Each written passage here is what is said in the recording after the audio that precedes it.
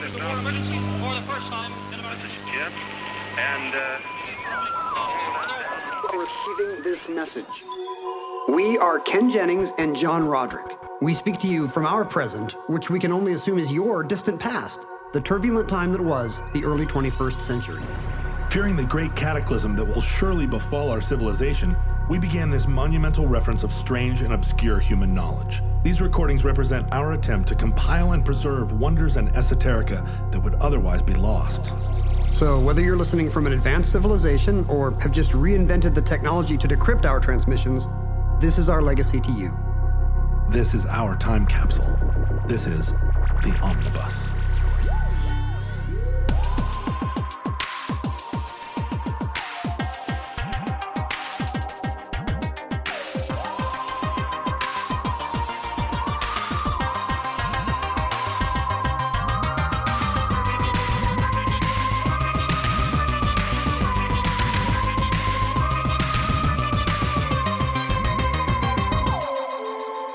You have accessed entry 1387.DE0228, certificate number 16697. Vending machines.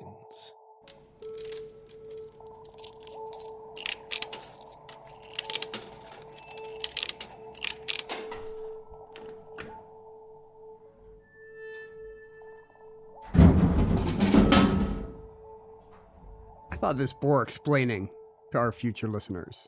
Well, I'm glad you used the word bore right out of the top. So if we're bored, we know you foreshadowed it. I thought this bore explaining and it will explain boring. Now they're wandering through Are you bore-splaining? They're wandering through the rubble. Right. They're going to see millions of vending machines. Sure, Coke machines. If they have access to the strata of our, snacks. Of course, they will all have been looted in the first few hours of the cataclysm. You know, what you don't see anymore is cigarette machines. I don't want to foreshadow that, but when I was a kid, there were cigarette machines everywhere. I think that's probably what led to a huge part of the vending machine boom. That's something you kind of need now, no matter where you are, train platform, Right. hallway at work. But the interesting thing to me about vending machines is they predate, you might imagine, oh, sure, the first cigarette machine's probably like 1902. Or chewing gum machines. Exactly. Yeah. The first American vending machines were, in fact, chewing gum machines. Oh.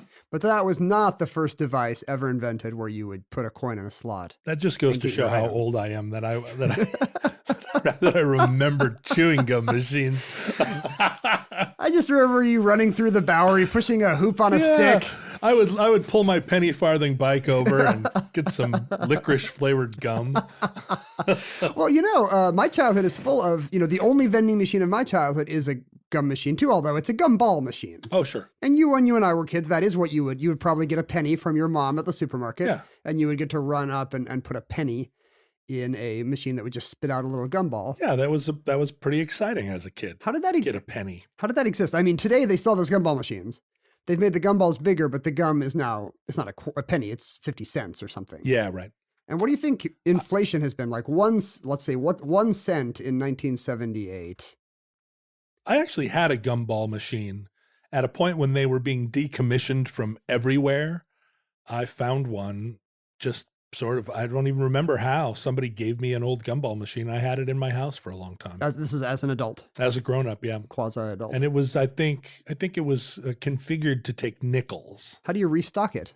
There's That not a guy driving around on a route to your house with gumballs every week. This was the problem. Not only could we not restock it, but we could not get the money out of it because it was built to keep you from being able to get the money. So once it was out, I think you could unscrew a thing and lift the glass off and for maintenance. Right. But eventually it just became a thing that sat in the corner. Security was one of the main technological hurdles in the invention of the vending machine, as we will see, because the whole thing doesn't work as a distribution network if anybody can either get out the cookies or the bills or both. Well, sure. I'm beginning to think now at the mention of this, right? Newspaper machines were everywhere and were like a prime way newspapers were distributed. And it must have seemed like the future. We're getting automated buying and selling everywhere. This is what our space cities are going to look like. And then it kind of all went away. Yeah. Nobody bought newspapers. Nobody bought cigarettes. I just looked it up, and the value of a penny in, 40 years ago from where we speak, maybe the time when you and I were getting Safeway gumballs, Right.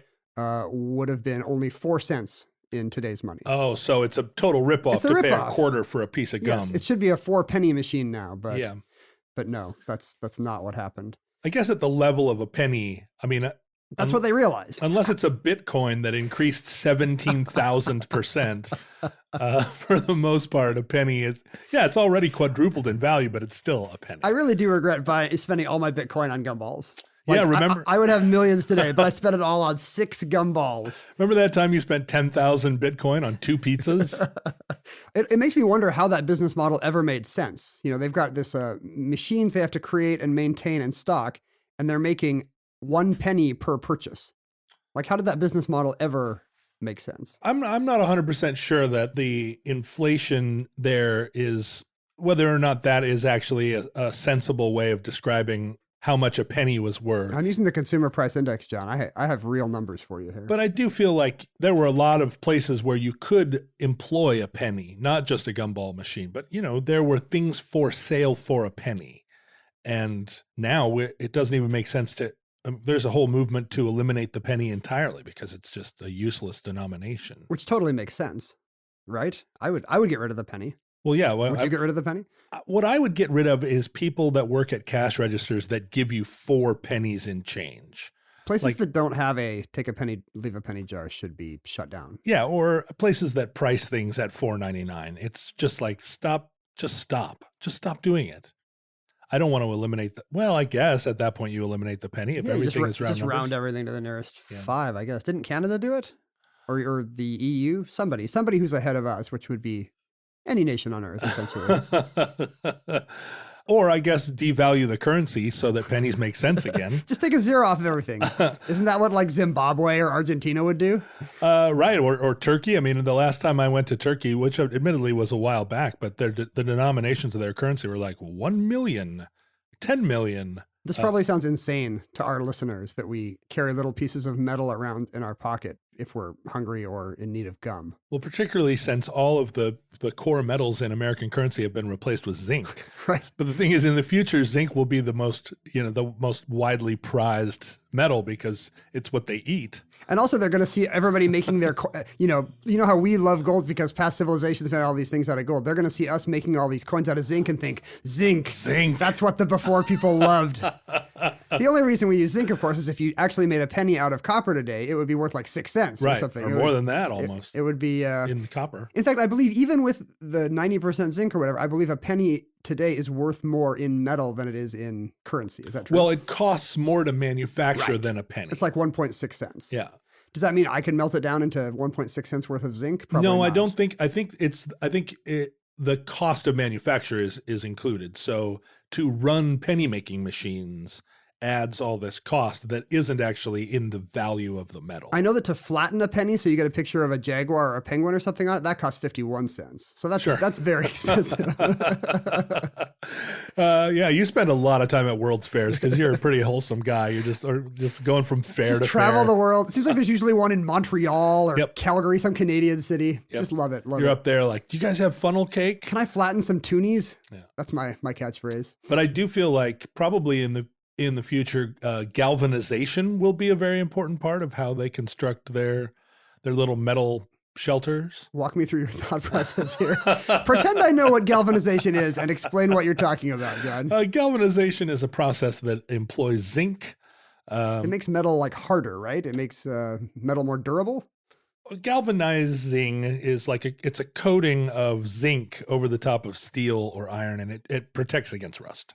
That's where we get our expression, like to galvanize someone to do something. That means to coat them with zinc. Right. Coat them with zinc and get them out there. I'm really galvanized to help out now. I'm galvanized to listen to the omnibus. And you have that weird shiny kind of zinc coating that you see on corrugated metal that, make up the rooftops of like Johannesburg or Rio. Yeah. Yeah, those people are galvanized. The first vending machine was not cigarettes. It was not gum. In fact, it's condoms. It was condoms. It was 2,000 years old. It was ancient Greece. Or to our listeners, probably over 3,000 years ago. What? The ancient inventor, Heron? He's Heron or Hero. Like, if your name is Hero, why would you be like, I'd rather be named after a big bird, actually? Maybe Hero ain't nothing but a sandwich. The heron is a graceful bird. It's a beautiful bird, but Hero is a pretty great name, I guess. If you're like a Belgian shepherd. There's a character in Shakespeare named Hero, and it's a woman, actually. It's the young female romantic lead in Much Ado About Nothing. So maybe Hero is a girl's name? Maybe this was like naming your baby Leslie or something, and then he really wanted to be something more masculine, so he changed it to Heron? Well, Greek is a genderized language, so maybe it's Heron or Hero, but it wouldn't be, Hero couldn't be a female name. Are you saying Shakespeare just got it wrong? But Hera was a name already taken. Hera already had a connotation. Maybe Shakespeare's Hero is named for the sandwich instead of for the Greek ideal. Maybe she was a Belgian shepherd. Shepherdess. A winsome Belgian shepherdess. I can see your mind starting to wander already. Hero, or Heron, it doesn't matter which, is today mostly best known. He's known to school children because he came up with a novel way to compute the area of a triangle that kids still learn today. Hero's formula for computing the area of a triangle. This is known to school children, you're saying? Everyone, as you well know, John, why don't you recite for the future listeners Hero's formula for the area of a triangle? They may not have it.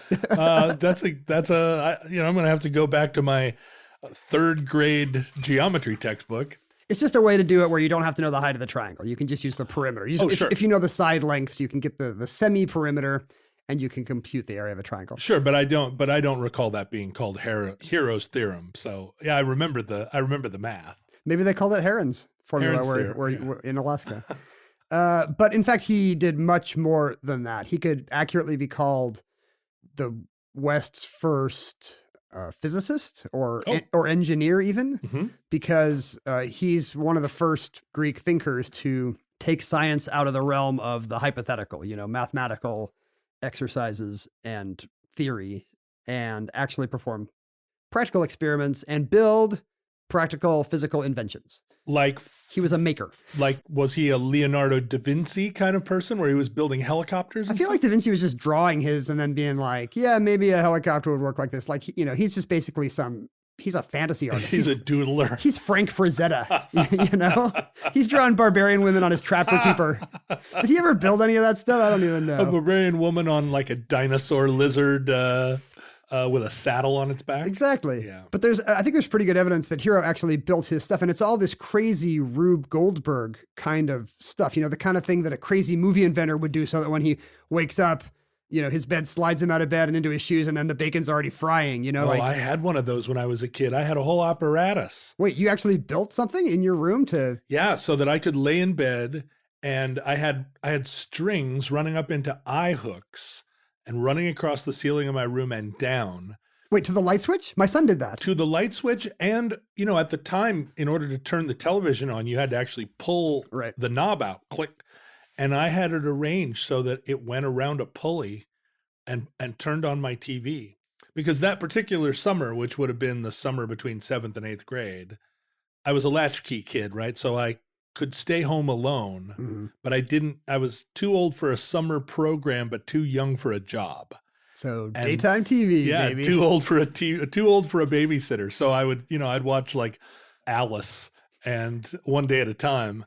And it's just stay in bed was my goal. No, this story has very little to do with vending machines, but it is the kind of added value that will really help our future listeners understand why the human race went extinct. Yeah. Well, exactly. How my sedentary life began. Couldn't get out of bed to turn a knob to channel 8 after Alice. Well, but I was using, I had learned about pulleys in 7th grade, and I wanted to really utilize that technology. That's what they send you to school.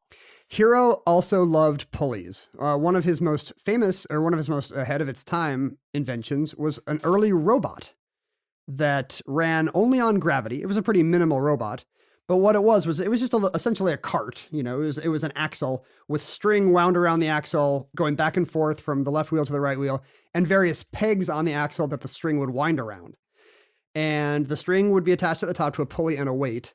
And effectively, the arrangement of the string and the positioning of the pegs became a kind of programming language that when you released the weight, the robot would move forward, and then the string would wind around a peg, and the robot would move backwards. The string would wind to the one wheel, and the robot would turn to the left. It could turn to the right. So the guy made a robot with just a broomstick and some pegs. That's amazing. it's a pretty minimal robot. He couldn't vacuum the floor or anything with it. And it would stop as soon as the weight reached the bottom. Right. But it was used for entertainment. Pretty fun. The Greeks would go to a drama or comedy festival, and these, a row of these would come out before the show. It's like waiting in line at Disneyland, and the robot does some goofy thing. But these aren't exactly vending machines. No. So he had many of his inventions were used for temples, where the Greeks would go to worship, to make sacrifices, to leave votive offerings to the gods. And one of the things that they would do while they were there is they would make offerings of holy water. But it seems inexpensive. Sure. It's not like making an offering. It's not even buying a candle. It's just like on your way. It's like, what do we have in the fridge? Yeah. A1. You know what? I'm just going to bring a glass of water. No, I'm sure they needed it for some kind of ritual ablutions. Right. They would wash themselves or whatever. And it had to be water from the temple, but they didn't want people hogging all the water. Sure. Because what if it has mystical powers and some guy's just there guzzling the water all day? We have that problem still. What's your example of this? Well, Somebody at Costco just going back for all the samples? No, all of our you already had a corn dog, dude. Our entire story of Southern California is just an example of somebody hoarding the holy water. That's right. So in order to keep the temple running smoothly, they wanted to make sure that each person got dispensed the exact amount of water into his cup that was needed for the ceremonies. And you can see where this is going. That's exactly what a Coke machine does, or a coffee machine does. So Heron rigged up a very simple system whereby you would put a metallic token, a coin, into the machine. It would roll down a path into a pan. And when it hit the pan, it would weigh down the pan, so the pan would start to lean forward. As it leaned forward, that would open a valve that would dispense water out of some kind of sluice into your cup or basin or whatever. But as the pan kept going down, eventually it would reach a point where the coin slid off into the coin receptacle. At that point, the pan boings back up, and the water shuts off. Ingenious. And all you would have to do is calibrate that so you get the exact amount of holy water that a Greek worshiper would need to ask Zeus to make Charon come back or whatever, make the crops grow or whatever. But that would have to be a very finely calibrated pan because the weight of a coin, even then, couldn't have been that much. It had to be pretty well balanced. It's true. It would have to be very well balanced. It was probably galvanized. That probably does it. Yeah. I don't know if they had that technology. And he would invent many such steampunk kind of inventions for Greek temples. And was the coin was it a slug or was it a coin that had value? Was he collecting money for this? They were actually collecting money, I think. It was also a means of income for the priests. Well, future listeners and even contemporary listeners might not know what a slug is, but a slug is a piece of metal shaped like and weighed like a coin, but that's just made out of base metal. They were popular as a way of defeating vending machines. Have you ever cheated a vending machine, John? There was a brief moment in the late 70s when Mad Magazine published a sheet of like hilarious Mad money that you could cut out of Mad, and it was something that Mad had going for a different thing. But someone realized that very first generation of change machines that would take dollar bills, which was came out at exactly this time, would accept Mad dollars. Wow. So whatever kind of anti-counterfeiting measures they had were so minimal that Mad Magazine joke money worked. Yeah, because it was the initial technology was super simple. And of course, in all the introduction of all those things, no one initially thinks, oh, people are going to try and hack this.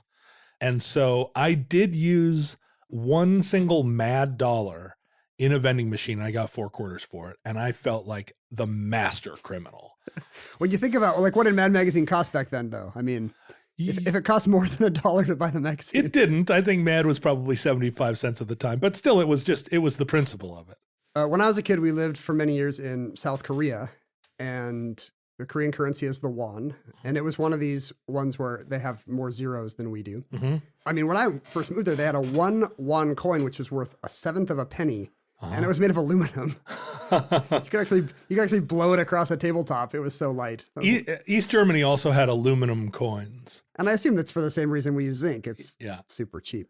But the 100 won coin was exactly the same size and weight as a quarter, but it was only worth at the time I was there between 10 and 12 cents. Mm-hmm. So you could come home and use those in parking meters or newspaper boxes. Well, and depending when we were kids, right? Depending on the exchange rate, a Canadian quarter could be a real hack. It was only worth 18 cents at sometimes. And vending machines were then calibrated to not accept them. Yeah, places here in the Northwest would have signs saying whether or not they would accept Canadian currency. If it was a good deal for them, sure, Canadian currency, welcome. We love our neighbors to the north. Right. Because they would make 6% profit or something.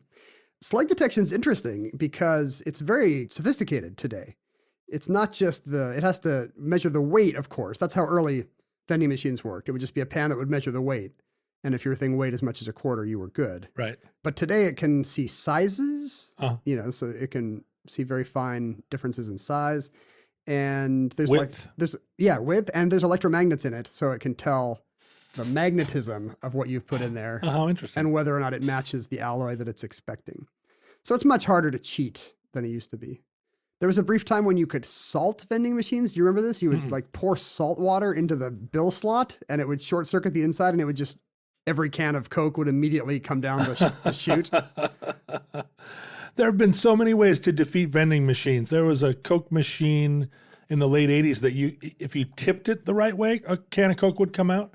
But then there was a whole rash of kids getting killed because they trying to tip the machines. Yeah, they got crushed by the Coke machine when it fell over. Yeah, we should definitely warn people in the future. None of these tricks work anymore, and you'll probably get squished. I assume all the vending machines they find are already on their backs and looted. If you were strong, you used to be able to go to a Seattle Times vending machine and grab the handle in a certain way and twist it, torque it a little bit, and the machine would pop right open. Oh, really? And I actually did when I was very poor, but still read the newspaper. I did that a couple of times. I got a free Seattle Times. I'm outing myself as a real crook here. The good thing is, in the year 3000, the statute of limitations on newspaper theft has long expired, and so have you.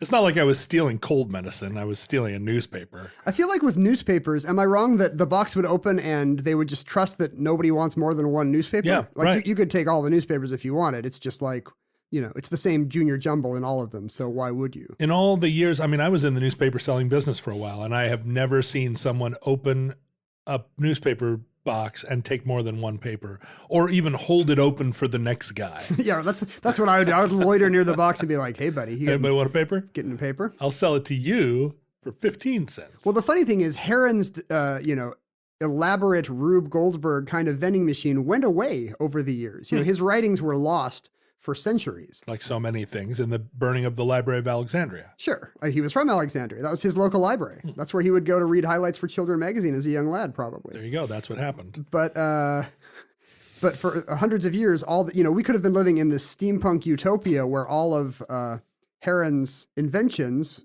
were turned into actual practical things. Sure, you could get holy water anywhere in town. He invented other things. Like his temples had an automatic opening door like a supermarket, because he had a pneumatic thing that would lower a weight and the curtains would draw aside at the right time of day. And that's how people would know they could go in the temple. I love this guy. He really used technology to generate religious awe, which was maybe one of the most valuable currencies in 0 AD was religious awe. Sure. And, a well-engineered axle could deliver that. He wasn't using it for efficiency or profit. Well, there is the magic that is a factor of sleight of hand. And then there's the big Vegas-style magic trick that's often just technology, just a machine. In our time, he would have been like a Disney Imagineer, making Abe Lincoln blink slightly more realistically, or his cheekbones crinkle or something. He would have worked for Chuck E. Cheese. That's right. He would have worked for Chuck E. Cheese. No, he was top of his field. He could totally be a Knott's Berry Farm guy. Yeah. It does make Greek temples sound a bit like an ancient Chuck E. Cheese, with the robots doing their dances and the door opening by itself and the slots. We also forget a lot of that statuary was painted, and a lot of those marble buildings were painted inside. Exactly. It was a gaudy time. Egypt, Greece, like all these, the tan sandstone and the white marble we imagine today, those were brightly colored. The most remarkable thing he invented was he didn't know what to do with. He found out that if you put a brass sphere above a fire and filled it with water, obviously the pressure would increase inside the sphere. And if you put one little pipe on the top pointing one way and a little pipe on the bottom going the other way, you could make a little You could make the thing turn. Yeah, but you would turn, Yeah. And he didn't know what to do with it. This may have powered the automatic doors at his temples or whatever. We don't know. But the fact is he just invented the turbine. Right. You know, thousands of years before anyone else would figure out steam power. He had it going, and he was just like, just a little goofy curiosity for the temple to Artemis or whatever. That's pretty cool. So for 2,000 years, vending machine technology was effectively lost. We went into the dark ages of vending machines. And when it came back in 16th and 17th century London, in, eating establishments and public houses, dining halls, it was pretty much the newspaper box model. They would sell snuff or tobacco in a little brass box, and you would put in a coin and that would unlatch the lid, but it would, you could open it and just scoop out anything. All the snuff or tobacco was there for you. So they were called trust boxes or honor boxes because, like a newspaper, you were on your honor to take only the amount you had paid for. And that money would go to the barmaid, I think, or the owner's wife. That was kind of the tradition. But an actual well-regulated vending machine, the technology was lost for centuries because Heron should have left better blueprints, I guess. Right. All they needed was a water counterweighted pan, and they could have resolved this. Didn't have to be called a trust box. It could have been... We don't trust you box. Yeah. It's a distrust box. Distrust box. It just would have been holy snuff coming out of the slot instead of holy water. In the 1820s, a bookseller in London named Richard Carlyle brought a vending machine into his shop, which was a little more elaborate. It was more like the snack model we see today, where you could choose the things. book you want and put the coins in the appropriate slot and the book would slide out. But he did not do it for ease of for customer service or anything. He wanted legal plausibility. That's where he put all his controversial books. Oh. That were banned or dangerous or dirty in some way. And so how would it make a difference that, because he wasn't selling them? I didn't sell this guy that terrible atheist Thomas Paine pamphlet. He went to this machine and put in a shilling. Did that work for him? It did not work, actually. His stores were prosecuted. And he was the first Amazon.com. Yeah, it was an early test case for whether or not you could be held liable for what your bot did, I guess. Or, hey, I lost control of my car, Your Honor. It's Honda's fault that this guy's mailbox is gone. I suppose if he could build them big enough and secure enough, he could just put them in public places, deny all knowledge of them, only empty and refill them in the middle of the night. This is not super relevant to vending machines, but that is actually a tactic used by activists in repressive countries today. For example, it was commonly used in Serbia. All the students that were running the anti-Milosevic stuff in Serbia in the 90s, they would do crazy things like that. They would pull up to a street corner, put up some kind of mannequin of some kind of painted thing of Milosevic with a bunch of baseball bats and a sign that says, "Hey, whack on Milosevic." And then they would pull away, and people would come up and just bang Milosevic with a bat. And when the cops come, they couldn't arrest the ringleaders. Right. All they could do was arrest the fake standee. Sure. I knew a guy like that in college who never got in any trouble. He just would whisper in your ear like, "Hey, what would be really funny? Go over and set fire to the library." And then he'd do it enough, somebody would do it, and then... The twist ending is that was not an actual person. We learned at the end of the movie that was your imaginary alter ego. That was the Brad Pitt. Yeah, that was Brad Pitt telling you to go vivisect animals and stuff. I think you revealed a little too much. But when we get to into the late 19th century, early 20th century, the vending machine as we know it in our era starts to take place. A man named Percival Everett gets a practical system of machines going in London that sell postcards and stamps. And it's, the same principle. Sure. The stamp machine was a vending machine throughout my whole life. They still exist. And they were, back when there was only one kind of postage or two kinds of postage, you saw stamp machines kind of everywhere. There's still automated stamp machines at post offices. You can always expect the post office to be 50 or 60 years behind the technology everywhere else. But now there are 50 products because everybody wants a book of stamps that have bunnies on them. Every time I get in line at the post office, I'm either behind someone who has never been in a post office and has no idea how they work, or someone who knows way too much about the post office and is like, "Wait, you're out of the crested puffin?" Yeah, right. I only want the crested puffin. When do you guys get the ivory-billed woodpecker, Where are the Harriet Tubman stamps? Why am I not just behind one person who has the right amount of post office knowledge and experience? Vending machines came to the United States in the late 1880s to sell Tutti Frutti gum on New York elevated train platforms. A great flavor of gum. Gum apparently was the killer app that finally put vending machines over the top in the same way that, WordStar or Lotus 123 made personal computers ago. When people found out they could get Tutti Frutti gum on a train platform, they were like, what? We need this now. And the Wrigley Company, I think, invested heavily. And soon there were hundreds of gum machines all over this great land, followed by cigarette machines and newspaper, all the kinds we see today. Probably not newspapers. Everything. Well, there were newspaper boys. Yeah, those were still little boys, which is probably cheaper than maintaining a bunch of machines because they could keep the boys in terrible, they kept squalid sweatshops.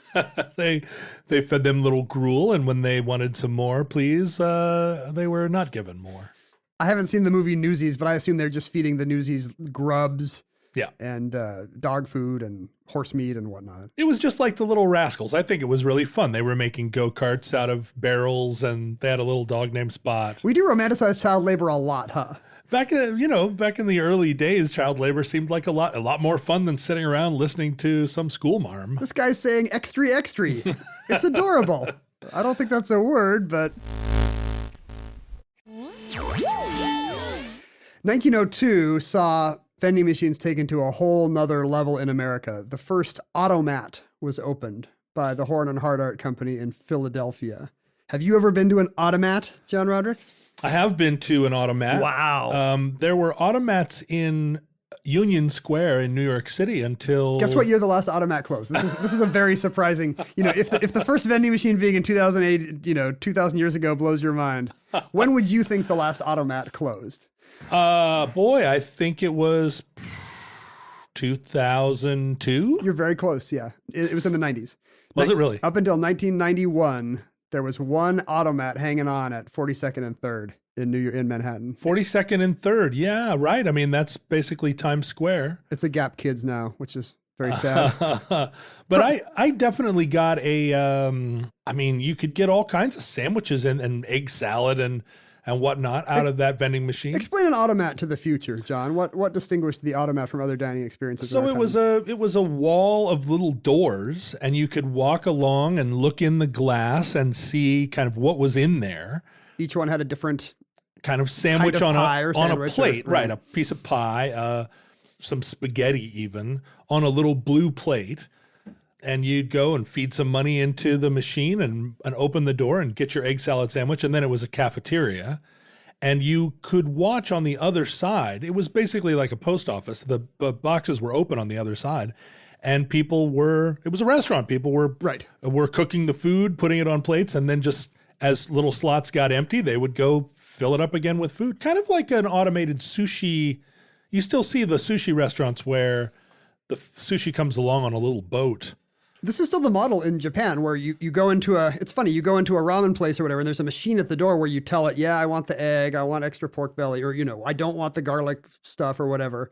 And you press all the buttons, and what it spits out is a piece of paper, which you then take to a human and say, hey, I'd like the ramen described on this piece of paper. That must be an inventory control thing as much as anything. Well, the Japanese, one thing the West loves about Japan is how much Japan loves vending machines. Yeah. It's kind of the basis of their economy. I assume for reasons of maybe expensive urban real estate and probably low crime, I guess. You don't have to worry about because Japan today has 5.5 million vending machines. Wow. There's a vending machine there for every 23 people. And is it clear what the vending machines are selling? Like if you're a gaijin who is walking around Tokyo, are there just vending machines that are like impossible to know what's going to come out if you put money in it? No, they're transparent in a literal sense. And we were hoping to see the crazy stuff, because you hear that there's all kinds of outre things you can get out of a Japanese vending machine, probably up to and including panties. Right. At the risk of being gross. Little mini Cthulhus that come out and destroy the world. I don't know if that's true. Yeah. I don't know if they're genetically engineering monsters in there. You're thinking of Pokemon, and they're not real. There are hundreds of kinds of them. But you think collect them all. But you think that you could get a whole sex doll out of a vending machine, probably. You can get weird stuff for sure. You see a lot of coffee vending machines where canned coffee. Right. Finally, we saw a couple that you would never have seen in the U.S. We were in a park in Tokyo once, and there was a vending machine selling cute coin purses with little kitten in the shape of kitten heads. Yeah. And out of the same vending machine, pancake mix. Huh. So if you're ever just walking through the park after work and you're like, I need a coin purse and And I'm hungry for pancakes. You know what I'd like? A coin purse full of pancake Yeah, why don't they mix. combine them? I guess the crazy thing is once you put all the coins in to get the coin purse out, you have nothing to put in the coin purse. Oh, Total gift of the Magi. whoa! Total gift of the Magi experience. I sold my combs. I sold my coins to buy you this purse. And then in a subway station, we saw another one that was crocheted hats for your pet. And there were pictures that made it clear that these were hats to put on your dog. Well, that is a thing that is an impulse buy. You're waiting for the train, and you're like, "Oh, my little dog, she's so cold." Sure, it's Wait, Luckily, I'm standing here next to this machine where 1,000 yen will give me a little crocheted pet hat. there are vending machines still in popular use in Europe now, coffee vending machines, but also in Belgium, at least, for a while, there were essentially supermarkets, which were vending machines For Belgian shepherdesses? for Belgian shepherds and shepherdesses. And their major advantage was they were open all night. And it was an entire wall in the center of town that was stocked like a small supermarket. Cat litter and some fresh produce, kind of anything in the middle of the night that you could think of, like, oh, I wish I had some duct tape, or oh, I need borax, or it was like a pretty wide selection. And you'd put your money in, and a robot arm would come up, go across. It's a claw game. Grab the thing, bring it back over, and drop it into a super wide slot. And to us, of course, the advantage was that you could buy beer all night long because there was a whole section of, Tuborg or whatever that this arm would go retrieve for you. The Borg are bringing you to Borg. Yeah. Were there laws keeping you from getting alcohol? I guess in the middle of the night, nobody's open to sell you. Nobody's anything. open, right? I mean, that kind of brings us to the end of vending machines, which is happening right here in Seattle, which is Amazon Go. Mm-hmm. Have you been to Amazon Go? Which is a store. You essentially step inside the vending machine. I mean, the automat was great, Right. but it was essentially just a cafeteria where, You never had to talk to anybody. where the kitchen was separated from the diner by a row of walls, and all you needed to do was put in nickels. And they were Beautiful. Art they were Deco. beautiful. Yeah. They were. That's the thing we should say. You get your coffee from a dolphin head modeled on an Italian marble fountain. And there would be social mixing, Irving Berlin and Walter Winchell loved the automat, but they'd be in there with some bum using his last nickel to buy a hard roll and a sinker for his coffee, And there was a large variety of things, and it was one of the last places you would go where you saw people in a kitchen wearing paper hats. That's why people were there, for the whole paper hat aesthetic. Crocheted pet hats were taking on everywhere else, but you could go to the automat until it became a Gap Kids.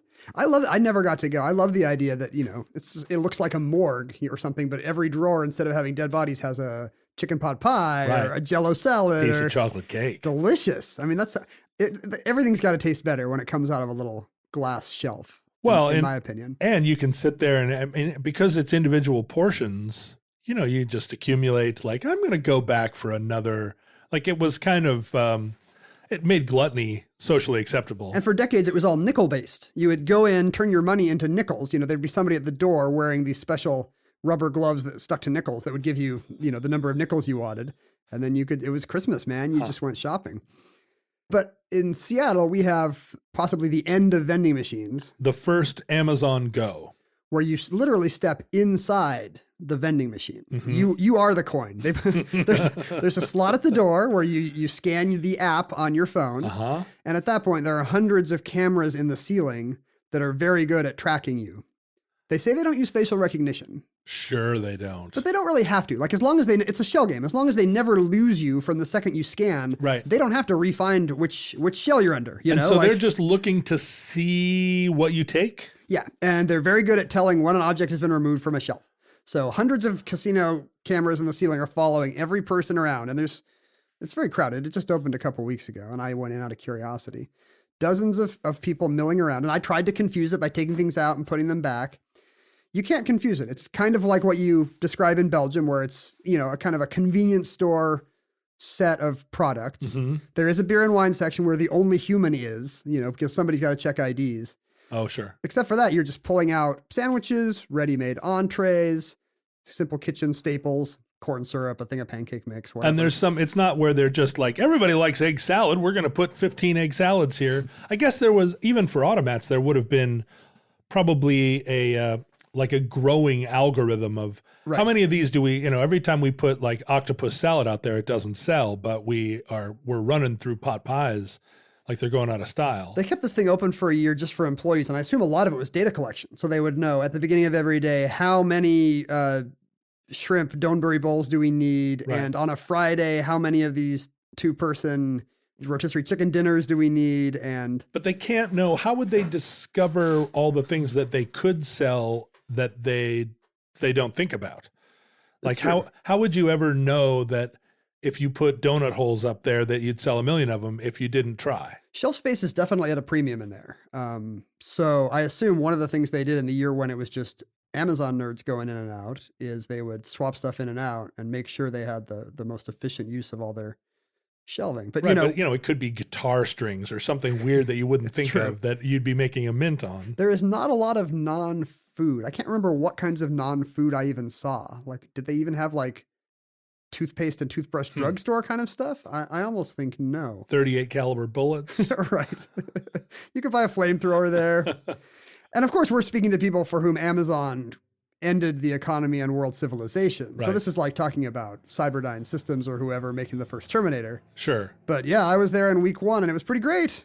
Amazon owns Whole Foods now, so the food was good. And of course, the punchline is you just take everything you want, surreptitiously put it in your pockets like you're some kind of a Winona Ryder shoplifter.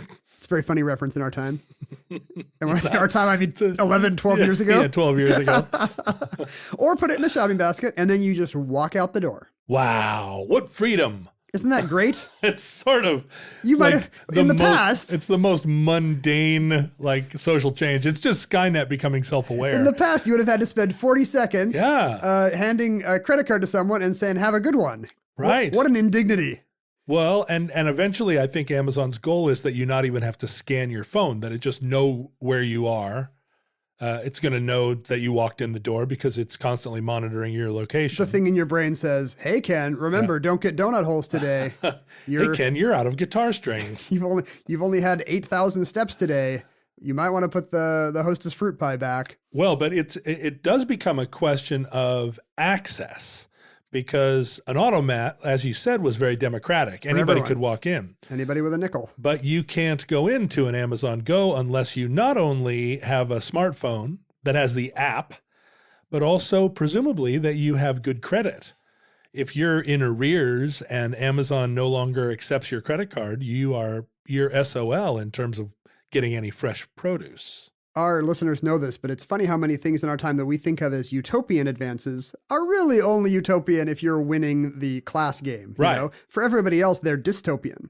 I had a friend go to Sweden over Christmas, and Sweden is essentially a cashless society now, which is super great if you're tired of carrying around wads of kroner or whatever they have in Sweden. Oh, wads of kroner. That was was that your band? That was an amazing first novel. I thought that was your band in high school. And, so it's great for most people that it's some super slick card-based system now and no one ever gets cash from an ATM. Except what if you're some recent immigrant from Turkey or, what if for some reason your card's not working? There's going to be a big chunk of the population that gets left behind by all these things. I had a stupid example of this the other day. There are several restaurants in Seattle which have decided to be cash only just because it's expensive to take credit.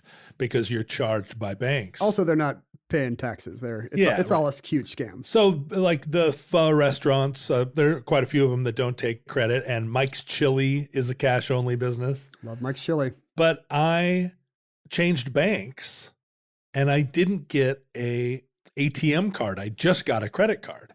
And so my credit card isn't empowered to get cash. I went to the grocery store and bought like a bunch of stuff thinking I would get like $40 in cash so I could go to my pho restaurant. And the grocery store knew that my credit card wouldn't allow cash advance.